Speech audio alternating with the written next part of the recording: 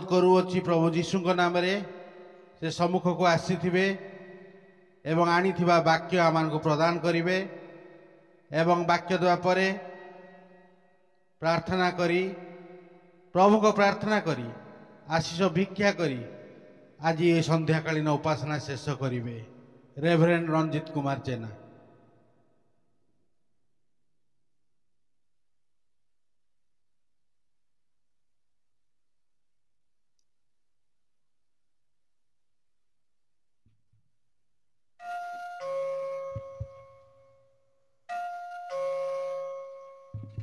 No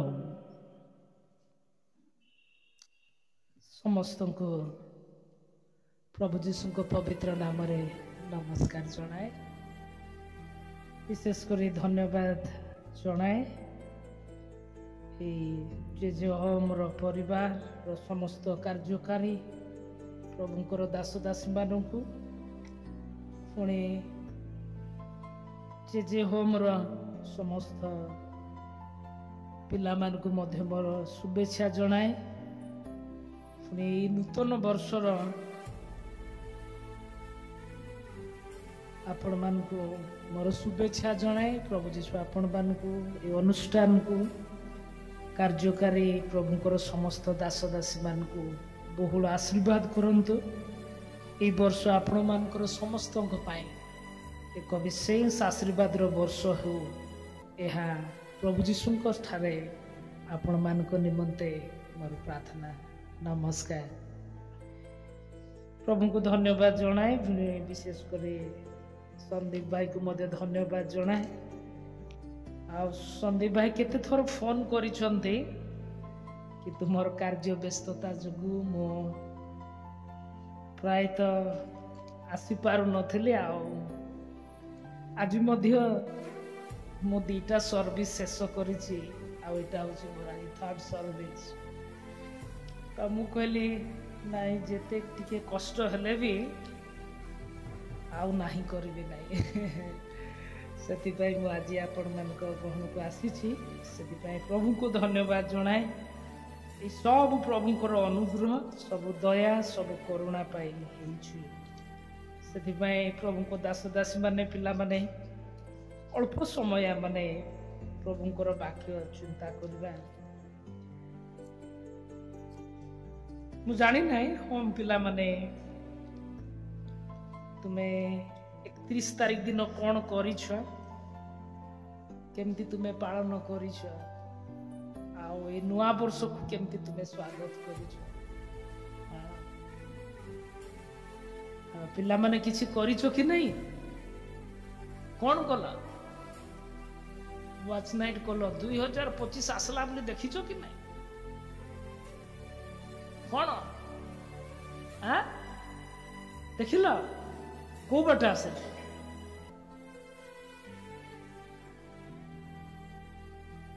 आमे थरे टिके तुम मुंड खराब करबा पे चाहूछी जेमती तुमे चिंता करबा थरे चिंता करो पिला माने आमने 2025 को स्वागत करबा भाई तुम्हें कौन कौन करिछ मु जानी छी भाबुछी तुम्हें गिरजा करी थिबा आ केते नाची थिबा आ केते गीत गाई थिबो नै के हां कि नै किंतु तुम्हें नाचिलो बोली 2025 आसिला कि कौन कहछ पिला हैं सान पिला माने तुम नाचिछ कि नहीं तुम्हें बोधे नाचिल बोली 2025 आछि केबे चिंता कर मु जाउथली आ कटक रो विभिन्न गली विभिन्न साही भितर दे आ सब आड़े बड़ बड़ आ को रोड रे बड़ बड़ अक्षर लिखा जाइछि हैप्पी न्यू ईयर आ को जगह रे 2025 स्वागतम सेमती सब लिखाई कि नहीं आ को साहिर बैनर बड़ बड़ बैनर लगा जाइए जितेबले मुझे सब बेसी देखुली लेखा सब कांथ बाड़े सब आड़े पढ़ुली से प्रभु मो मन गोटे कथा देले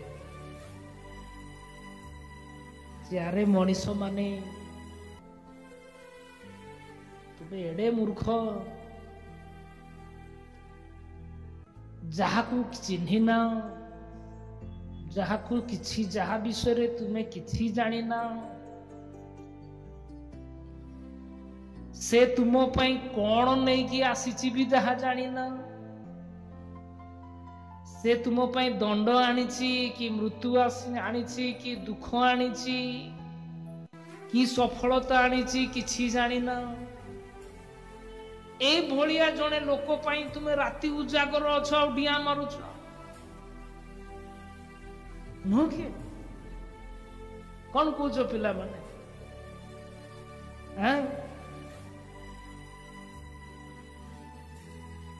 କିନ୍ତୁ ଯାହାକୁ ଆମେ ଚିହ୍ନିଛୁ, ଯାହାକୁ ଜାଣିଛୁ,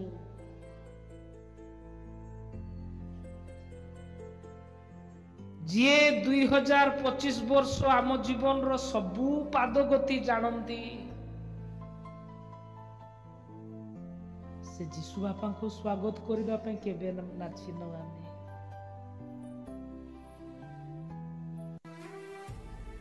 ତାଙ୍କୁ ସ୍ୱାଗତ କରିବା ପାଇଁ କେବେ ଆମେ ଉଜାଗର ରହିବା,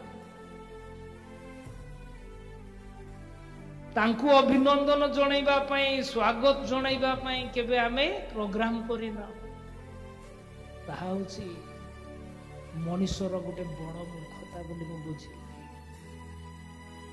ନୁହଁ କି? ଥରେ ଚିନ୍ତା କର,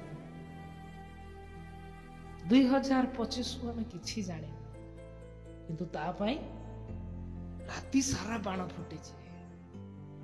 କିନ୍ତୁ ଜଣେ ପ୍ରେମକାରୀ ପିତା ଅଛନ୍ତି,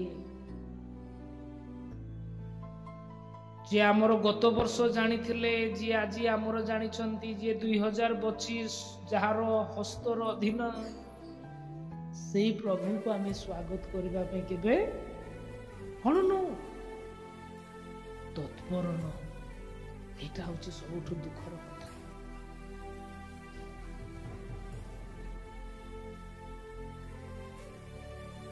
ସବୁଆଡେ ଆମେ କଣ କହୁଛୁ? Happy new year. କିନ୍ତୁ 2024ରେ ଯୋଉ ଦୁଃଖ ଘଟିଥିଲା, 2025ରେ ସେଇ ଦୁଃଖ ଘଟୁଛି କି ନାହିଁ? 2024ରେ ଯୋଉ ସବୁ ଆକ୍ସିଡେଣ୍ଟ ହଉଥିଲା, 2025ରେ କଣ ବନ୍ଦ ହେଇଯାଇଛି? ନା ବନ୍ଦ ହେଇଯିବ?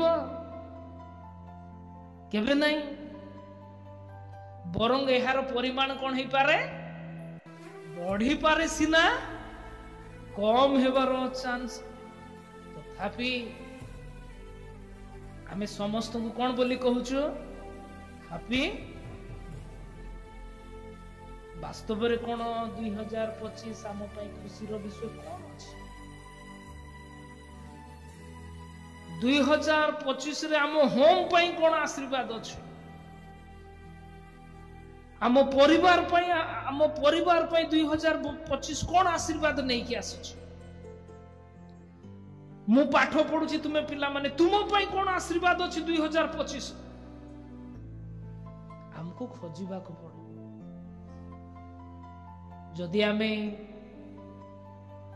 ଆମ ପାଇଁ ଥିବା ଆଶୀର୍ବାଦ 2025ରେ ଖୋଜିକି ପାଇବା ନାହିଁ, ତାହେଲେ 2025 ଆମ ପାଇଁ କଣ ହେଇଯିବ? କଣ ହେବ? ହାପି ନ୍ୟୁ ଇୟର ହେବ ନାହିଁ। କଣ ହେବ? ଏକ ଦୁଃଖର ବର୍ଷ ହେଇଯିବ। ସେଥିପାଇଁ ସାନ ପିଲାମାନେ ବୁଝିବେ କି ନାହିଁ, ବଡ ପିଲାମାନେ ଆଉ ବଡ ମାନେ ଆମେ ସମସ୍ତେ ଥରେ ଚିନ୍ତା କର, 2025 କଣ ମୋ ପାଇଁ ଭଲ ଆଣିଛି, ଯୋଉଥିପାଇଁ ମୁଁ ତାକୁ ହାପି ବା ସ୍ୱାଗତ କରିପାରିବି।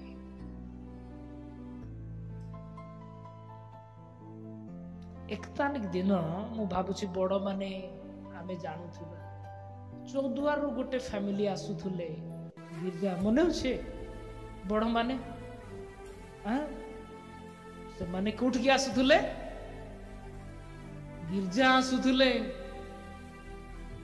ଚିନ୍ତା କର, गोटे 6 वर्षर कुनी झी उपरे किए चढ़ीगला पूरा पेस्ट हो नहीं कि है कि नहीं कोट की आसुले से माने विश्वासी लोक केते दूर विश्वासी मु जानी ना किंतु से माने कोट की आसुले चर्च आसुले से कुनी झी बड़ खुशी रे आसीथिबो मु कोट की जाउची चर्च जाउची देखला बड़े हमर ए रिंग रोड रे गोटे एक्सीडेंट हैला आउ हाईवा जो बड़ ट्रक देखिछ ता ऊपर चढ़ी जदि तांको घर लोक माने जो माने से दिन राती 12 रे बाण फुटौथले जो माने परस्पर को हाथ मिले कहिथिबे कोन हैप्पी न्यू ईयर से मन को पचारिबा तो से झियोर माँ को थरे पचारंतु तो जाइके दीदी तुमको परा एते लोक कहिथिले हैप्पी न्यू ईयर बोली कोन हैला से माँ कौन कहिबे 2025 मो पाई सबुठारु दुखर वर्ष है कि नहीं कौन पिला माने बुझुछ कि नहीं सती पाई पिला माने आम पाखरे 2025 हम किछि जानि कि जानि छ आमे किछि जानि ना काली कोन सकाळे तथापि जहा को आमे किछि जानि ना जहा विषय रे किछि सुनि ना जहा विषय रे आम पाखरे किछि खबर नाही ताकू किंतु आमने स्वागत करबा पई केते प्लान करथिलु केते पैसा खर्च करिछु किंतु जो जीसु बाबा हमको ए पर्यंत बहिछु जहां को हाथ रे हमर आसंता काली अछि जे आम जीवन को नियंत्रण करि पारंते से जीसु बाबा को आमे केते दूर स्वागत करिछु निज जीवन रे ग्रहण करिछु आ पिला माने आ बड़ माने प्रभु को दास दास माने ताहा जदि आम जीवन रे हेई नाही ताहाले मन रखि था हमर सब प्लान प्रोग्राम बेकार सेति पाई काहेकि मु काहेकि अन्य माने नुहंते अल्प समय चिंता कर मते प्रभु काहेकि अनुग्रह देले मु पढुथली मु बेले बेले टिके मोर 2 जण पुओ डेविड डानियल मो सहित आसी मु कहली चल आज जेजे होम आ से माने सब दिन सोई गला परे मु टिके न्यूज़ पढे आमु पढुथली एबे चाइना रे गोटे नुआ भाइरस बाहरी छै हैं अभी सुना जाउछि चाइना रे आ गोटे नुआ कोन बाहरी छै आ एबे लोकमान को मन रे सेई भय आसिलानी काले एहा कोरोना भलिया माडी जीव नाही तो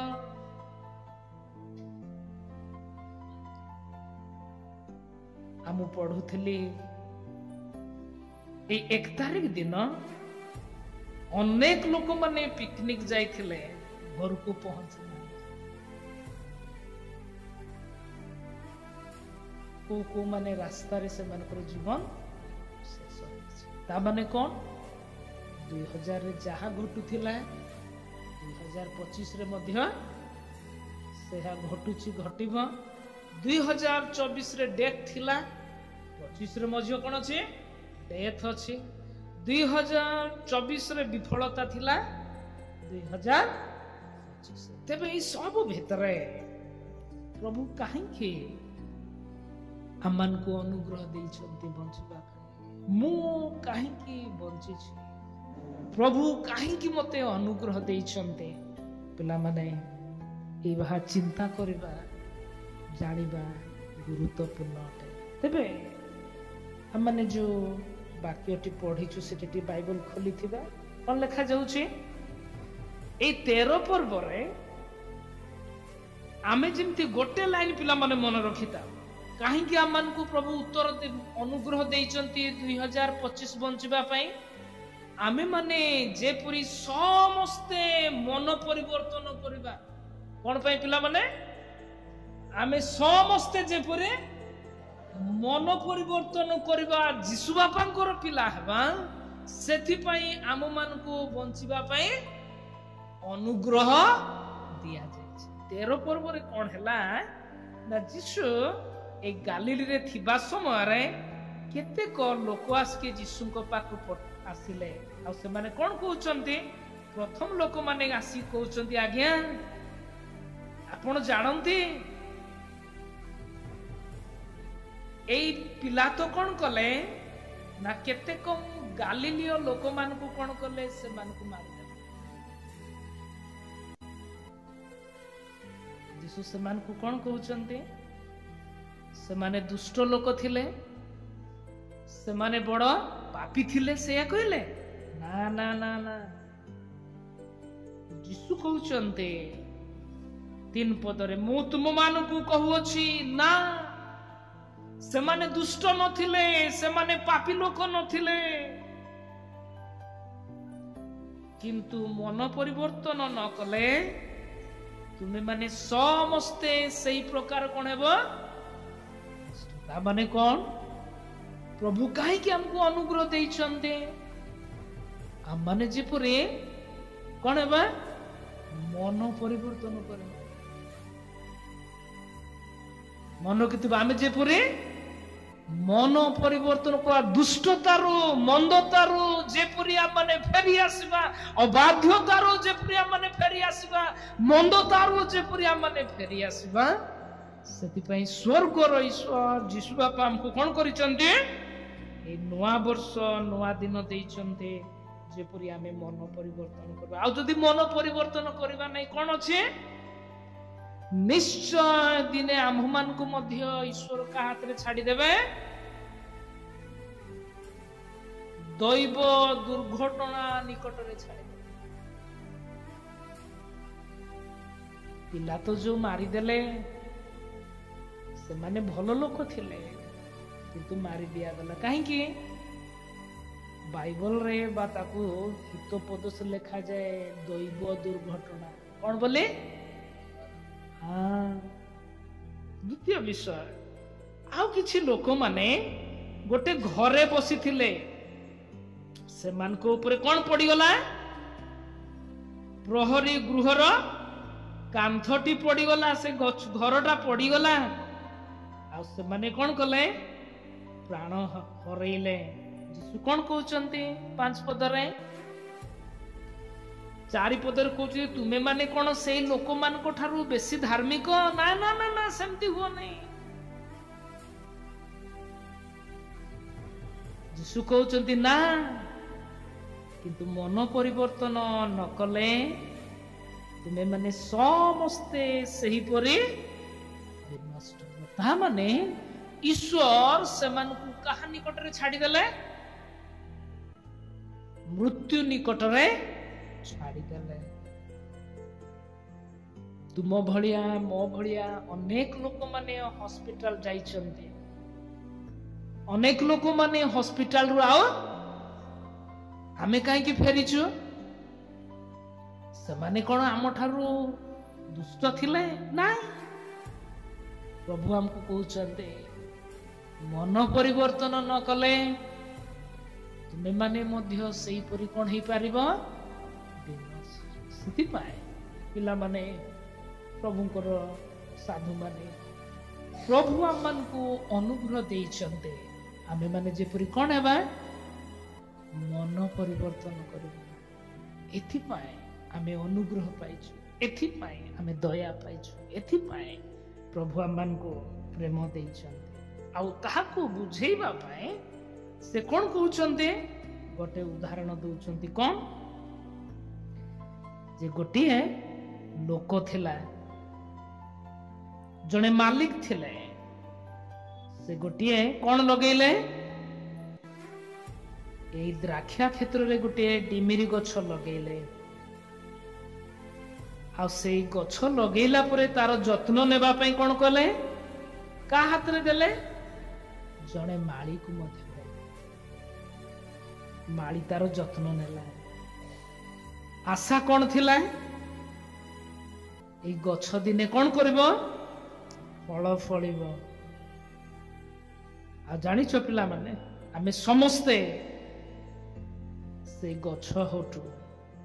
ଆମେ ମାନେ ସମସ୍ତେ କୋଉ ମାନେ? ଗଛ ମାନେ ଅଟୁ। ଆଉ ଆମର ମାଳିର କାମ କିଏ କରୁଛନ୍ତି? କିଏ କରୁଛନ୍ତି? ଏଇ ତ ଅସୁବିଧା। କିଏ କରୁଛନ୍ତି? ଆମର ଗୁରୁଜନ ମାନେ। କୋଉମାନେ? ଆମର ମାଳିର କାମ କିଏ କରୁଛି ଆମ ପାଇଁ? ଆମର ତୁମର ମମି ଡାଡି, ତୁମର ସବୁ ଯୋଉ ଭାଇ ମାନେ ଅଛନ୍ତି, ପ୍ରଭୁଙ୍କ ଦାସ ଦାସୀ ମାନେ, ପ୍ରଭୁ ସେମାନଙ୍କୁ ମାଳିର ଦାୟିତ୍ୱ ଦେଇଛନ୍ତି। କିଏ? ତୁମର ମା ବାପା ହେଇପାରନ୍ତି, ତୁମର ବଡ ଭାଇ ଭଉଣୀ ହେଇପାରନ୍ତି, ବାବା ମା ହେଇପାରନ୍ତି, ଟିଚର୍ସ ମାନେ ହେଇପାରନ୍ତି, ଆଉ ଏଠି ବସିଥିବା ପ୍ରଭୁଙ୍କର ସବୁ ଦାସ ଦାସୀ ମାନେ। କୋଉ କାମ କରିବା ପାଇଁ ପ୍ରଭୁ ଦେଇଛନ୍ତି ସେମାନଙ୍କୁ? ତୁମ ପାଇଁ କଣ କରିବା ପାଇଁ? ମାଳିର ଦାୟିତ୍ୱ ଦିଆଯାଇଛି। ବୁଝିପାରୁଛ କି ନାଇଁ? ଆଉ କଣ ଆଶା କରାଯାଉଛି? ଯେମିତି ତୁମେ ଆଉ ମୁଁ, ଆମେ ଦିନେ କଣ ହେବା? ଫଳ ଫଳିବା। ତୁମେ ଆଉ ମୁଁ ଯେପରି ଆମେ ଦିନେ ପ୍ରଭୁଙ୍କ ଉଦ୍ଦେଶ୍ୟରେ କଣ କରିବା? ଫଳ ଫଳିବା। ଆଉ ଦିନେ ଏ ଗଛଟା ବଢିଲା, ଆଉ ଯେତେବେଳେ ଫଳ ହେବା କଥା, ସେଇ ମାଲିକ ଦିନେ କଣ କଲା? ତାର ଗଛରେ ଫଳ ପାଇବା ପାଇଁ ବଡ ଆଶାରେ ଆସିଲା। ପ୍ରଥମ ଦିନ, ପ୍ରଥମ ବର୍ଷ ଆସିଲା। ଆଉ ମାଳିକି ପଚାରିଲା, ଆରେ ମାଳି, ଏଇ ପିଲାଟା କାହିଁକି ଫଳ ଫଳି ନାହିଁ? ଅନ୍ୟମାନେ ତ ଫଳ ଫଳିଛି। ଏକା ସମୟରେ ଆମେ ଗଛ ଲଗେଇଥିଲୁ, ତାଙ୍କ ବାଡିରେ ତ ଫଳ ହେଇଛି, ମୋ ଗଛରେ କଣ ପାଇଁ ଫଳ ହେଇନାହିଁ? ମାଳି ଟିକେ ବିରକ୍ତ ହେଲେ। ଆଉ କଣ ବୋଲି କହିଲେ? ଏହାକୁ କାଟିଦିଅ, ହାଣି ଦିଅ। ମାଳି କିନ୍ତୁ ବଡ ଦୟାଳୁ ମାଳି ଥିଲା। ମାଳି କହିଲା, ଆଜ୍ଞା ଏଇ ବର୍ଷଟା ତାକୁ ଛାଡି ଦିଅ, ମୁଁ ଆହୁରି ପରିଶ୍ରମ କରିବି, ତାକୁ ଆହୁରି ବୁଝେଇବି, ତାକୁ ଆହୁରି ପ୍ରେମରେ ଯତ୍ନ ନେବି। ନିଶ୍ଚୟ ଏଇ ପିଲାଟା ଭଲ ପିଲା ହେବ। ନିଶ୍ଚୟ ଏଇ ପିଲାଟା ମନ ଦେଇ ପାଠ ପଢିବ। ନିଶ୍ଚୟ ଏଇ ପିଲାଟା ଦିନେ ନିଜ ଗୋଡରେ ଠିଆ ହେବ। ପିଲାମାନେ, ଏଇ ଆଶାରେ ପ୍ରଭୁ ତୁମକୁ ଆଣିଛନ୍ତି। ବୁଝିପାରୁଛ କି ନାଇଁ? ସେଇ ତୁମେ ମାନେ ଯେପରି ପ୍ରଭୁଙ୍କ ପାଇଁ ଫଳ ଫଳିବ, ଯେପରି ତୁମର ଜୀବନ ଦ୍ୱାରା ଯେପରି ଈଶ୍ୱରଙ୍କର ଗୌରବ ପ୍ରକାଶିତ ହେବ, ସେଥିପାଇଁ ପ୍ରଭୁ ତୁମର ସମସ୍ତ ଟିଚର୍ସ ମାନଙ୍କୁ ରଖିଛନ୍ତି। କେବେ ଭୁଲରେ ବି ସେମାନଙ୍କର ଅବାଧ୍ୟ ହେବ ନାହିଁ। ନହେଲେ କଣ ହେବ? ତୁମ ଜୀବନରେ ତୁମେ ଫଳ ଫଳି ପାରିବ। ପିଲାମାନେ ମନେ ରଖିଥାଅ, କେବେ ତୁମେ ସଫଳ ହେଇପାରିବ ନାହିଁ ଯଦି ତୁମର ଟିଚର୍ସ ମାନଙ୍କର, ଅଙ୍କଲ ଆଣ୍ଟି ମାନଙ୍କର, ବଡ ଭାଇ ମାନଙ୍କର କଥା ମାନେ।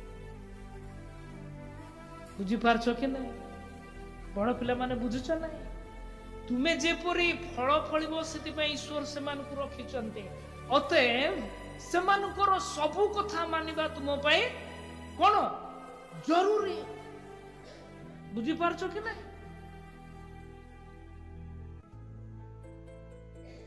ପ୍ରଥମ ବର୍ଷ ଗଲା, ଦ୍ୱିତୀୟ ବର୍ଷ ମାଲି ଆସିଲା, ମାଲିକ। ଦ୍ୱିତୀୟ ବର୍ଷ ମଧ୍ୟ ମାଳି ସମାନ କଥା କହିଲା। ଆଉ ବାଇବଲ କହୁଛି ତୃତୀୟ ବର୍ଷ ମଧ୍ୟ ସେ ଆସିଲେ। ଏଇଥର କିନ୍ତୁ ମାଳିର କଣ ହେଇଛି, ଧୈର୍ଯ୍ୟ ଆଉ ନାହିଁ। ପିଲାମାନେ ବେଳେ ବେଳେ ଆମେ ହୋମ ପିଲାମାନେ, ଯେହେତୁ ମୁଁ ହୋମ ପିଲା ସେଥିପାଇଁ କହୁଛି, ମନ ଦେଇ ଶୁଣୁଥା। ବେଳେ ବେଳେ ଆମେ ହୋମ ପିଲାମାନେ ଆମମାନଙ୍କର ସହିତ ପାଠ ପଢୁଥିବା ଅନ୍ୟ ପିଲାମାନଙ୍କୁ ଆମେ ଦେଖୁ ଆଉ ତାଙ୍କ ପରି ହେବା ପାଇଁ ଇଚ୍ଛା କରୁ। ଆଉ କୋଉମାନଙ୍କୁ ଆମେ ଅଗ୍ରାହ୍ୟ କରୁ? ଈଶ୍ୱର ଆମକୁ ତିଆରିବା ପାଇଁ ଯୋଉ ଦିଦି ମାନଙ୍କୁ, ଅଙ୍କଲ ଆଣ୍ଟି ମାନଙ୍କୁ, ସାର୍ ମାନଙ୍କୁ ରଖିଛନ୍ତି, ସେମାନଙ୍କୁ ଆମେ ଭୁଲ ବୁଝୁ। ମୁଁ ଆଶା କରୁଛି ସାର୍ ଦିଦି ମାନଙ୍କର କେତେ ଅନୁଭୂତି ଥିବ। କୋଉମାନଙ୍କ ସହିତ ସାଙ୍ଗ ହେଇକି ଆମର ସାଙ୍ଗମାନଙ୍କ ପରି ହେବା ପାଇଁ ଚେଷ୍ଟା କରିକି ଆମମାନେ ଯୋଉମାନେ ଆମକୁ ତିଆରିବା ପାଇଁ ଈଶ୍ୱର ଆମକୁ ଦେଇଛନ୍ତି, ସେଇମାନଙ୍କୁ ଆମେ ବେଳେ ବେଳେ ଭୁଲ ବୁଝିଥାଉ। କେବେ ପିଲାମାନେ ଏଇ ନୂଆ ବର୍ଷରେ ପ୍ରଭୁଙ୍କ ଠାରେ ସମର୍ପିତ ହୁଅ। ଆଉ ପ୍ରଭୁଙ୍କର ଯୋଉ ଉଦ୍ଦେଶ୍ୟ ତୁମ ପାଇଁ ଅଛି, ଏକ ଆଶା ଅଛି, ଏକ ଭରସା ଅଛି ତୁମ ଜୀବନ ପାଇଁ, ପ୍ରଭୁଙ୍କର ଏକ ଉଦ୍ଦେଶ୍ୟ ଅଛି, ତାକୁ ଅଣଦେଖା କରିବ ତାହେଲେ ତୁମେ ନିଜ ଗୋଡ଼ରେ ଠିଆ ହେଇପାରିବ। ତାହେଲେ ତୁମେ ଦିନେ ଆଶୀର୍ବାଦ ପାଇପାରିବ। ଆଉ ତୁମ ଜୀବନରେ ତୁମେ ଅନେକଙ୍କୁ ଆଶୀର୍ବାଦ ବାଣ୍ଟି ପାରିବ ଯଦି ତୁମେ ମାନେ ମାଳିକ ହାତରେ ନିଜ ଜୀବନକୁ ଛାଡ଼ିଦେବ। ମାଳି ଯେମିତି କହୁଛି ସେମିତି କରିବାକୁ ତୁମକୁ ପଡିବ, ହେଇକି ନାହିଁ? କାରଣ ଗଛ ଜାଣି ନାହିଁ କେତେବେଳେ ଖାଇବାକୁ ଦେବାକୁ ହୁଏ, କିନ୍ତୁ କିଏ ଜାଣିଛି? ମାଳି ଜାଣିଛି, ହେଇକି ନାହିଁ? ଆଉ ଦେଖୁଛୁ ମାଳି କଣ କହୁଛି? ଏଇ 3 ବର୍ଷ ମାଳି ଗୋଟେ କଥା କହୁଥିଲା। କଣ କଥା କହୁଥିଲା ପିଲାମାନେ କୁହ? ଏହାକୁ ଏଇ ବର୍ଷ ଛାଡି ଦିଅ। କିନ୍ତୁ 3 ବର୍ଷ ଶେଷରେ 3 ବର୍ଷରେ ମାଳି ଛାଡି ଦିଅ ବୋଲି କହୁଥିଲା, କିନ୍ତୁ 3 ବର୍ଷ ସାରା ମାଲିକ ଗୋଟେ କଥା କହୁଥିଲା। କଣ କହୁଥିଲା? ଏହାକୁ ହାଣି ପକା। ମନ ଦେଖି ଶୁଣ ତ, ମାଲିକ କଣ କହୁଛି? ଏହାକୁ ହାଣି ପକା। କିନ୍ତୁ ମାଳି କଣ କହୁଛି? ନାଇଁ ନାଇଁ ନାଇଁ ନାଇଁ, ୟାକୁ ଛାଡି ଦିଅ, ମୁଁ ତାର ଯତ୍ନ ନେବି। ପିଲାମାନେ ମତେ ଏଇ ଦୃଷ୍ଟାନ୍ତ ବହୁତ ଭଲ। ଜଣେ ପ୍ରେମକାରୀ ପିତା ଆମ ପାଇଁ ଅଛନ୍ତି, ଆଉ ସେ ତୁମ ମାନଙ୍କୁ ମତେ ଏତେ ଭଲ ପାଆନ୍ତେ, ସେ ଆମ ଚତୁର୍ଦିଗରେ ଉପରିସ୍ଥ ମାନଙ୍କୁ ରଖିଛନ୍ତି, ଯେମିତି ଆମେ କଣ ହେବା? ଫଳ ଫଳିବା। ଆମ ଜୀବନରେ କଣ ହେଇପାରିବା? ଜଣେ ସଫଳ ପିଲା ଭାବରେ ନିଜ ଗୋଡରେ କଣ ହେଇପାରିବା? ଠିଆ ହେଇପାରିବା। କେବେ ଭୁଲିବ ନାହିଁ, ଏହା ହଉଛି ଈଶ୍ୱରଙ୍କର ଇଚ୍ଛା ତୁମ ପାଇଁ। ଈଶ୍ୱରଙ୍କ ଉଦ୍ଦେଶ୍ୟରେ କଣ ପାଇଁ? ଫଳ। ତୃତୀୟ ବର୍ଷରେ ଶେଷରେ କିନ୍ତୁ କଥାଟା ବଦଳି ଗଲା। କଣ ଲେଖା ଯାଇଛି? ତୃତୀୟ ବର୍ଷ ଯେତେବେଳେ ମାଲିକ କଣ କଲେ? ଫଳ ପାଇଲେ ନାହିଁ। ତୃତୀୟ ବର୍ଷ ଶେଷରେ ମାଳିର କଥା କିନ୍ତୁ ସମାନ ହେଇଛି, ଟିକିଏ ବଦଳି ଯାଇଛି। କଣ ବଦଳିଛି? 8 ପଦରେ ଦେଖ।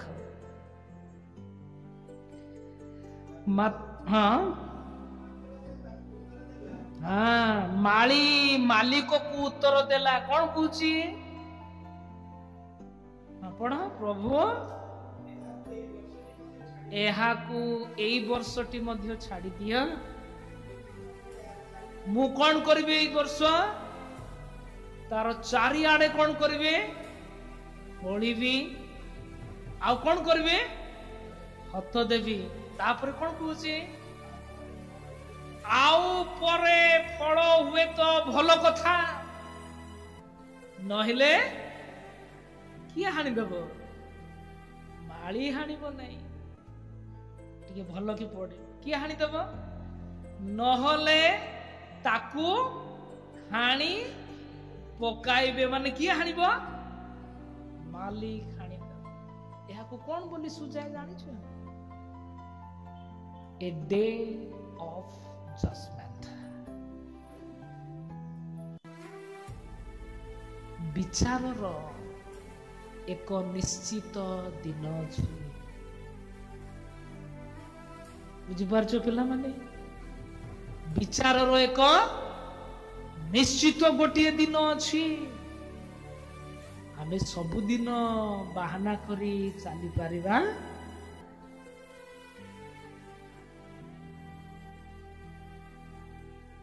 ଆଉ ବିଚାର ଦିନରେ ଆମେ ଆଉ ଠକି ପାରିବା ନାହିଁ। ଆଉ ବଡ ଦୁଃଖର କଥା, ସବୁ ପ୍ରାର୍ଥନାର ଦିନେ ଶେଷ ଅଛି। ମାଳି ଆଉ ପ୍ରାର୍ଥନା କରିବ ନାହିଁ। ଦିନେ ପ୍ରାର୍ଥନାର ଶେଷ ହେବ, ଦିନେ ଶେଷ ଥର ପାଇଁ ବଡ ଆମେନ୍ ହେବ। ତାପରେ ଆଉ କୌଣସି ପ୍ରାର୍ଥନା ଶୁଣାଯିବ ନାହିଁ। ସେଥିପାଇଁ ପ୍ରିୟ ଈଶ୍ୱରଙ୍କର ସାଧୁମାନେ, ପିଲାମାନେ, କିପରି ଭାବରେ ଆମମାନେ ଆମମାନଙ୍କ ଜୀବନକୁ ସଜେଇଛୁ ତାହା ହେଉଛି ଗୁରୁତ୍ୱପୂର୍ଣ୍ଣ।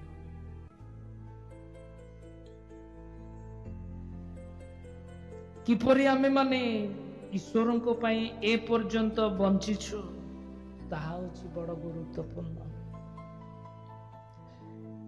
କିପରି ଭାବରେ ଆମମାନେ ଈଶ୍ୱରଙ୍କର ସବୁ ଅନୁଗ୍ରହକୁ ନିଜ ଜୀବନରେ ବ୍ୟବହାର କରିଛୁ ତାହା ଆମ ଜୀବନ ପାଇଁ ବଡ଼ ଗୁରୁତ୍ୱପୂର୍ଣ୍ଣ।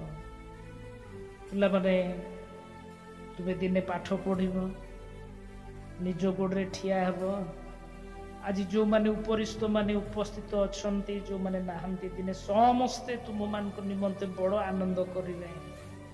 କିନ୍ତୁ ସବୁଠାରୁ ଆନନ୍ଦର ଦିନ ସେଇ ଦିନ ହେବ ଯେଉଁ ଦିନ ତୁମେ ମାନେ ପ୍ରଭୁ ଯୀଶୁଙ୍କୁ ନିଜର ପ୍ରଭୁ ଆଉ ଈଶ୍ୱର ବୋଲି ଗ୍ରହଣ କରିବା ଆଉ ସ୍ୱୀକାର କରିବ। ସେଇ ଦିନ ହିଁ ତୁମ ପାଇଁ ସବୁଠାରୁ ସଫଳତାର ଦିନ ହେବ। ହାଲେଲୁୟା। ଆଉ ପ୍ରଭୁ ସେ ଆଶା କରନ୍ତି ତୁମଠାରୁ, ମୋ ଠାରୁ। ଆଉ ଗୋଟେ ବଡ଼ କଥା ଏଠି ଲେଖାଯାଏ, ଯେତେବେଳେ ଆମେ ଈଶ୍ୱରଙ୍କ ଲୋକମାନେ ଈଶ୍ୱରଙ୍କ ଲୋକ ଭାବରେ ପୃଥିବୀରେ ଦିନ ନ କାଟ, ସେତେବେଳେ ଆଉ ଗୋଟିଏ ସମସ୍ୟା ଦେଖାଯାଏ। କଣ ଦେଖାଯାଏ? ଆମ୍ଭେମାନେ ପରିବେଶକୁ ମଧ୍ୟ ନଷ୍ଟ କରିଦେଇଥାଉ। 7 ପଦରେ କଣ ଲେଖାଯାଉଛି? ଏହାକୁ ହାଣି ପକାଅ। ଏଇଟା କାହିଁକି ଭୂମିକୁ ମଧ୍ୟ, ଯଦି ଖ୍ରୀଷ୍ଟ ବିଶ୍ୱାସୀ ମାନେ ଆମମାନେ ଈଶ୍ୱରଙ୍କର ବାକ୍ୟ ସହିତ ଆମମାନେ ଜୀବନ ନ କାଟ, ସେତେବେଳେ ଆମମାନେ ଆଉ ଗୋଟେ ବଡ଼ କ୍ଷତି କରି ବସୁ। କଣ? ଆମ ପଡ଼ିଶାକୁ ଆମମାନେ ବିଷ ମଞ୍ଜି ବୁଣିବୁ। ଆମର ସହିତ କାର୍ଯ୍ୟ କରୁଥିବା ଆମମାନଙ୍କର କଲିଗ୍ସ ମାନଙ୍କୁ ଆମେ ବିଷ ମନ୍ଦତା ବୁଣିଦେବୁ। ଆମର ବନ୍ଧୁମାନଙ୍କ ଭିତରେ ଆମେ ମନ୍ଦତାର ବୀଜ ବୁଣିଦେବୁ। ସେଥିପାଇଁ କେବେ ଭାବିବ ନାହିଁ ମୁଁ ଏମିତି କଲି ଯେ ତୋ ବାପାର କଣ ଗଲା। ନାଇଁ ନାଇଁ, ବାପାର ହିଁ ଯାଏ।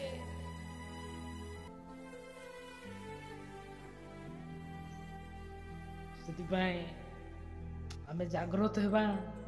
କାହିଁକି ନା ନିଶ୍ଚୟ ଏକ ବିଚାରର ଦିନ ଅଛି, ଯୋଉ ଦିନ ବାହାନାର ଆଉ କଣ ନାହିଁ, ସୁଯୋଗ।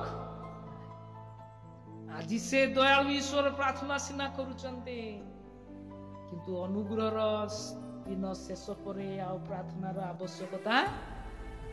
ଦିଟା ପଦ ଟିକେ ଏଭ୍ରି 7:25 ଆଉ ରୋମୀ 8:34 ଟିକେ ପଢିବା। କିଏ ପାଇଲା ଦେଖିବା, ପ୍ରଥମେ ପଢିବା ଏଭ୍ରି ପୁସ୍ତକ 7।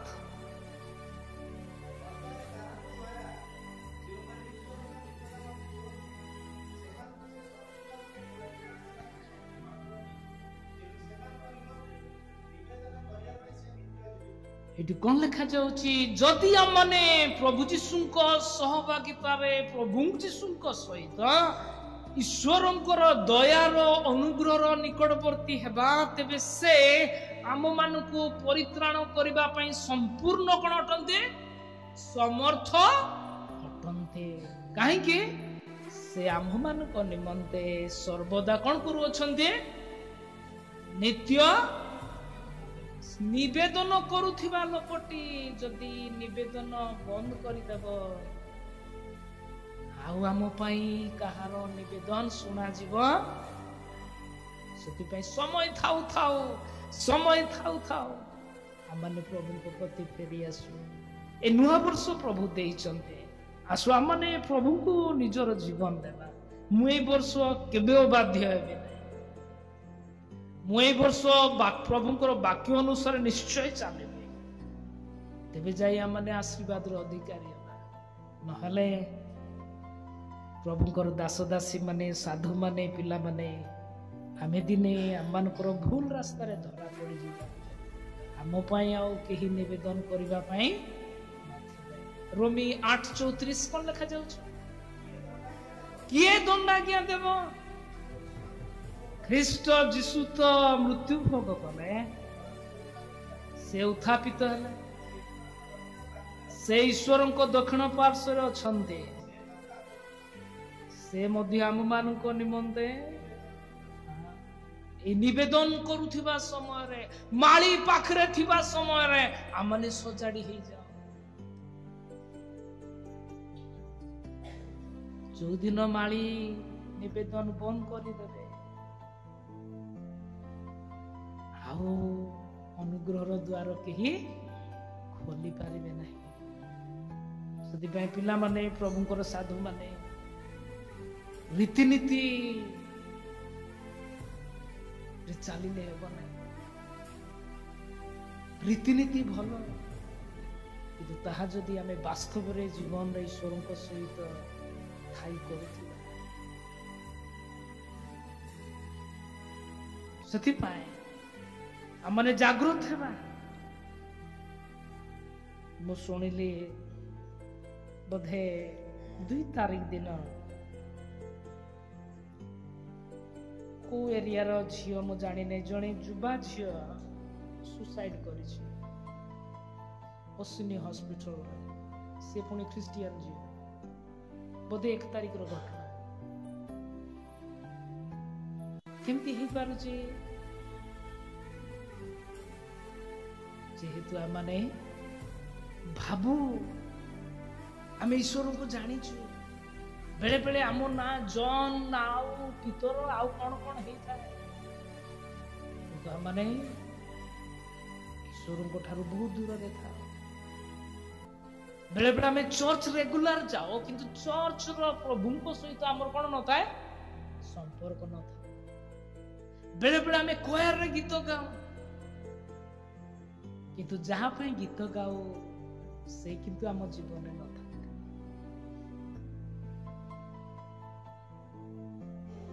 ବେଳେ ବେଳେ ଆମେ ଭାବୁ ଆମେ ପ୍ରଭୁଙ୍କ ପାଇଁ କାମ କରୁଛୁ ବୋଲି, କିନ୍ତୁ ପ୍ରଭୁ ଆମ ଠାରୁ ବହୁତ ଦୂରରେ ଥାନ୍ତି। ସେଥିପାଇଁ এই ଅନୁଗ୍ରହର ବର୍ଷର 5ମ ଦିନ ସନ୍ଧ୍ୟାରେ ଆମେ ଆସିଛୁ। ନିଜକୁ ଥରେ ସମୀକ୍ଷା କରୁ। ମୋର ପ୍ରଭୁ, এই 2025ର ଯିଏ ମାଲିକ, ଯେ ମୋର ପ୍ରତି ସମୟ, ପ୍ରତି ମୁହୂର୍ତ୍ତ ଯାହାଙ୍କର ହସ୍ତାଧୀନ, ସେଇ ପ୍ରଭୁ ମୋ ଜୀବନରେ କୋଉଠି?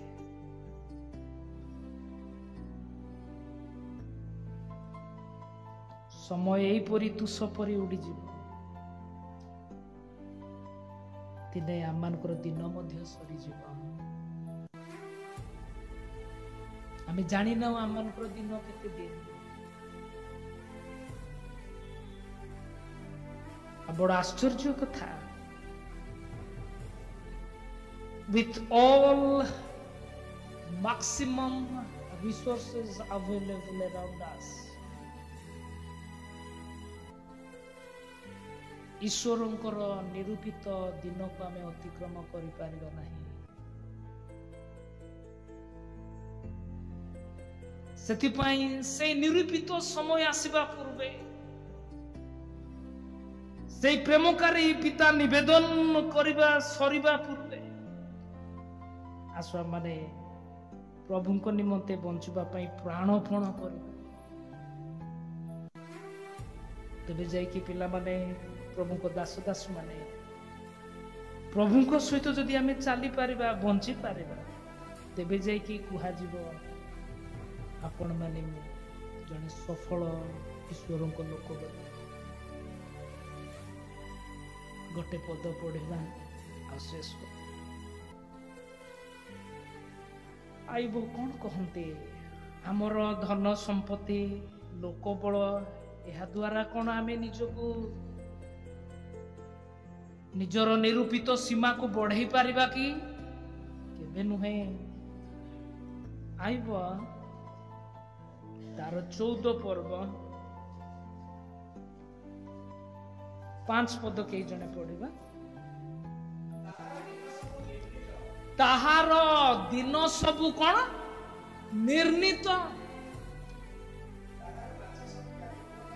ତାହାର ମାସ ସଂଖ୍ୟା ତୁମ୍ଭଠାରେ ଅଛି, ତୁମେ ତାର ସୀମା ନିରୂପଣ କରିଛ। ଏଣୁ ସେ ତାହା କଣ କରିପାରେ ନାହିଁ। ବହୁତ ଲୋକମାନେ ଥାଇପାରନ୍ତି, ବହୁତ ଟଙ୍କା ଥାଇପାରେ, ବହୁତ ଆତ୍ମୀୟ ମାନେ ଥାଇପାରନ୍ତି, କିନ୍ତୁ ପ୍ରଭୁ ଆମ ପାଇଁ ଯୋଉ ଦିନ ନିରୂପଣ କରିଛନ୍ତି ଆମେ କେହି ଜାଣି। ଚିନ୍ତା କର, ସେଇ କୁନି ଝିଅ କେଡେ ଖୁସିରେ ତା ମା ଡ୍ରେସ ପିନ୍ଧେଇ ଦେଇଥିବ, ନୁହଁ କି? କିନ୍ତୁ ସେ ଜାଣିନଥିଲା ଯୋଉ ବଡ ଉତ୍ସାହରେ ମୁଁ ଯାଉଛି ଆଜି ଯୀଶୁ ବାପା ଘରକୁ, କେଡେ ବିଶ୍ୱାସୀ ମାନେ ଆସିଥିବେ, ନୂଆ ବର୍ଷରେ ଚର୍ଚ୍ଚରେ କେଡେ ପ୍ରୋଗ୍ରାମ ହେବ, କେତେ ନାଚ ଗୀତ ହେବ, କିନ୍ତୁ ବିଚାରେ ରାସ୍ତାରେ ଟ୍ରକ୍ ତଳେ ତାର ଶେଷ ସମୟ ଥିଲା। କିଏ ଜାଣିଥିଲା? ସେଥିପାଇଁ ପ୍ରିୟ ଈଶ୍ୱରଙ୍କ ଦାସ ଦାସୀ ମାନେ, ସାଧୁ ମାନେ, ପ୍ରିୟ ପିଲାମାନେ, ଯେତେବେଳେ ପ୍ରଭୁ ଆଜି ଆମମାନଙ୍କୁ ଅନୁଗ୍ରହ ଦେଇଛନ୍ତି, ଯେତେବେଳେ ପ୍ରଭୁ ଆମମାନଙ୍କୁ ଏଇ ନୂଆ ବର୍ଷ ଦେଇଛନ୍ତି, ଆସୁ ମାନେ ଏକ ବାଧ୍ୟତାର ଜୀବନ ଅଛି। ସମସ୍ତ ପ୍ରଭୁ ଦେଇଥିବା ତାଙ୍କର ଦାସ ଦାସୀ ମାନଙ୍କର ବାଧ୍ୟ ହେବା ପ୍ରଭୁଙ୍କର ବାଧ୍ୟ। ଇଂଲିଶରେ ଭାରି ବଢିଆ ଲେଖାଯାଏ, A person's days are determined. You have decreed the number of his month and have set limits he cannot exceed. ଏହା ହଉଛି ଆମମାନେ ମଣିଷ। ସେଥିପାଇଁ ପ୍ରଭୁ ଆମମାନଙ୍କୁ ଏଇ କଥା କହନ୍ତି, ଏ ନୂଆ ବର୍ଷର ପ୍ରଥମ ବିଶ୍ରାମ ବାରରେ ପ୍ରଭୁ ଆମମାନଙ୍କୁ ଅନୁଗ୍ରହ ଦେଇଛନ୍ତି, ଦୟା ଦେଇଛନ୍ତି, ଯେପରି ଆମମାନେ ପ୍ରଭୁଙ୍କ ପାଇଁ କଣ କରିବା, ଫଳ ଫଳିବା। ଆଉ ସେଥିପାଇଁ ଆମମାନଙ୍କୁ କଣ କରିବାକୁ ହେବ? ଯୋଉମାନେ ଉପରିସ୍ଥ ଅଛନ୍ତି, ଯୋଉମାନେ ବାବା ମା ଅଛନ୍ତି, ଯୋଉମାନେ ପ୍ରଭୁ ଆମମାନଙ୍କର ଯତ୍ନ ନେବା ପାଇଁ ଯୋଉମାନଙ୍କୁ ଆମକୁ ରଖିଛନ୍ତି, ସେମାନଙ୍କର ଇଚ୍ଛା ନିକଟରେ, ସେମାନଙ୍କର ଆଜ୍ଞା ନିକଟରେ ସମ୍ପୂର୍ଣ୍ଣ ନିଜକୁ ସମର୍ପଣ କରିବାର ଆବଶ୍ୟକତା ଅଛି। ଆଉ ଆମେ ବଡ ମାନେ ପ୍ରଭୁଙ୍କର ବାକ୍ୟ ନିକଟରେ ଆମମାନଙ୍କୁ ନିଜକୁ ଛାଡି ଦେବାର ଅଛି। ପ୍ରଭୁ ତୁମର କଥା ଏମିତି ଲେଖା ଯାଇଛି ବାକ୍ୟରେ, ନିଶ୍ଚୟ ତେବେ ଯାଇକି ଆମ ଜୀବନରେ ଆମର ଈଶ୍ୱରଙ୍କ ପାଇଁ ଫଳ ଫଳି ପାରିବା। ପ୍ରଭୁ ଆମ ସମସ୍ତଙ୍କୁ ଆପଣମାନଙ୍କୁ ଆଶୀର୍ବାଦ କରନ୍ତୁ। ପଦେ ପ୍ରାର୍ଥନା କରିବା।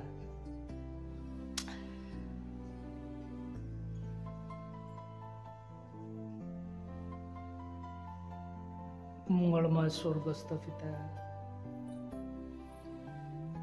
ଯୀଶୁ ବାପା ଧନ୍ୟବାଦ ଦଉଛି ଏକ ସୁନ୍ଦର ସମୟ ତୁମର ପ୍ରିୟ ଦାସ ଦାସୀ ମାନଙ୍କ ସହିତ, ତୁମର ପ୍ରିୟ ପିଲାମାନଙ୍କ ସହିତ ପ୍ରଭୁ ସୁଯୋଗ ଦେଲ। ତୁମେ ଆମ ପାଇଁ କେଡ଼େ ପ୍ରଭୁ ମନୋଯୋଗୀ ପରମେଶ୍ୱର। ତୁମେ ଆମ ଉପରେ କେଡ଼େ ବଡ଼ ଆଶା ରଖିଛ, ଭରସା ରଖିଛ, ଯେପରି ଆମେ ଫଳବାନ ବୃକ୍ଷ ସଦୃଶ ହେବ। ପ୍ରଭୁ ନିଜକୁ ଏଠାରେ ଉପସ୍ଥିତ ତୁମର ସବୁ ଦାସ ଦାସୀ ମାନଙ୍କୁ, ପିଲାମାନଙ୍କୁ ତୁମ ପାଖକୁ ନେଇକି ଆସୁଛି। ପ୍ରଭୁ ଆମ ମଧ୍ୟରେ ଯଦି କୌଣସି କଠିନତା ଥାଏ, କୌଣସି ଅନାବଶ୍ୟକ ବିଷୟ ଥାଏ, ଯୋଉଥିପାଇଁ ଆମେ ଫଳ ଫଳି ପାରୁନାହୁଁ, ପ୍ରଭୁ ଦୟାରେ ତୁମର ବାକ୍ୟ ଦେଇ, ତୁମ ଦାସ ଦାସୀ ମାନଙ୍କ ଦେଇ ମୋ ଜୀବନ ସବୁ ମନ୍ଦତା କାଢି ଦିଅ। ଯେପରି ପ୍ରଭୁ ମୁଁ ପୁଣି ଆମେ ମାନେ ସମସ୍ତେ ଏ ବର୍ଷ ତୁମର ଗୌରବ ନିମନ୍ତେ ଫଳ ଫଳି ତୁମକୁ ଗୌରବ ମହିମା ଦେଇପାରିବୁ, ଏହି ଅନୁଗୁଣ ଦିଅ। ଏ ଅନୁଷ୍ଠାନକୁ ପ୍ରଭୁ ଆଶୀର୍ବାଦ କର। ଅନୁଷ୍ଠାନରେ କାର୍ଯ୍ୟରତ ତୁମର ସମସ୍ତ ଦାସ ଦାସୀ ମାନଙ୍କୁ ଆଶୀର୍ବାଦ କର, ପିଲାମାନଙ୍କୁ ଆଶୀର୍ବାଦ କର। ଅନୁଷ୍ଠାନର କ'ଣ ଆବଶ୍ୟକ ପ୍ରଭୁ ମୁଁ ଜାଣିନାହିଁ, କିନ୍ତୁ ଅନୁଷ୍ଠାନର କର୍ତ୍ତା ପ୍ରଭୁ ଯେ ତୁମେ ପ୍ରଭୁ, ସମସ୍ତ ତୁମରି ଦିନରେ, ତୁମରି ସମୟରେ ଅନୁଷ୍ଠାନ ସବୁ ଆବଶ୍ୟକତା ତୁମେ ଯୋଗେଇ ଦେବ ବୋଲି ବିଶ୍ୱାସରେ ପ୍ରଭୁ ତୁମକୁ ଧନ୍ୟବାଦ ଦେଉଛି। ପ୍ରଭୁ ତୁମେ ଦୟା କର। এই ବର୍ଷ ଏ ଅନୁଷ୍ଠାନଟି ପ୍ରଭୁ ଯେପରି ଅନୁଷ୍ଠାନ ଦ୍ୱାରା ତୁମର ଗୌରବ ମହିମା ଅଧିକରୁ ଅଧିକ ହେବାକୁ ପାରେ, ସେହିପରି ସମସ୍ତ ତୁମର ଦାସ ଦାସୀ ମାନଙ୍କୁ, ପିଲାମାନଙ୍କୁ ଆଶୀର୍ବାଦ ତୁମର ଆତ୍ମାଙ୍କର ଚାଳନା ଦେଇ ଆମ ସମସ୍ତଙ୍କୁ ପ୍ରଭୁ ତୁମେ କଢ଼େଇ ନିଅ। এই ছোট ପ୍ରାର୍ଥନା ଶୁଣିଲ, ଅନୁଗ୍ରହ ଦେଇଛ ବୋଲି ଧନ୍ୟବାଦ ଦେଇ ତ୍ରାଣକର୍ତ୍ତା ପ୍ରିୟ ପ୍ରଭୁ ଯୀଶୁଙ୍କ ନାମରେ ମାଗୁଛି, ଆମେ ପ୍ରଭୁଙ୍କ ପ୍ରାର୍ଥନା କରିବା। ଆମମାନଙ୍କ ସ୍ୱର୍ଗସ୍ଥ ପିତା, ତୁମ ନାମ ପବିତ୍ର ବୋଲି ମାନ୍ୟ ହେଉ, ତୁମ ରାଜ୍ୟ ଆସୁ, ଯେପରି ସ୍ୱର୍ଗରେ ସେହିପରି ପୃଥିବୀ। ତୁମର ଇଚ୍ଛା ଆଜି ଆମମାନଙ୍କୁ ପ୍ରୟୋଜନୀୟ ଆହାର ଦିଅ। ଆମମାନେ ଯେପରି ଆପଣା ଆପଣା ଅପରାଧୀ ମାନଙ୍କୁ କ୍ଷମା କରିଅଛୁ, ସେହିପରି ଆମମାନଙ୍କର ଅପରାଧ ସବୁ କ୍ଷମା କର।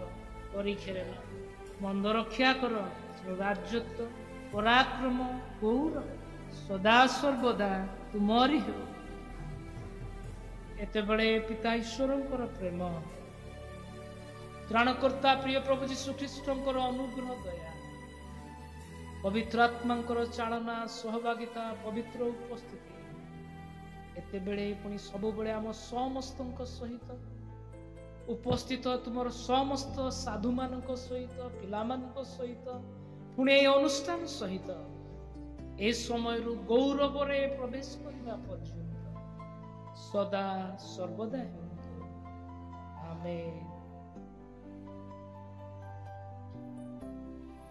ଧନ୍ୟବାଦ, ନମସ୍କାର। ପ୍ରଭୁ ଆଶୀର୍ବାଦ କରନ୍ତୁ।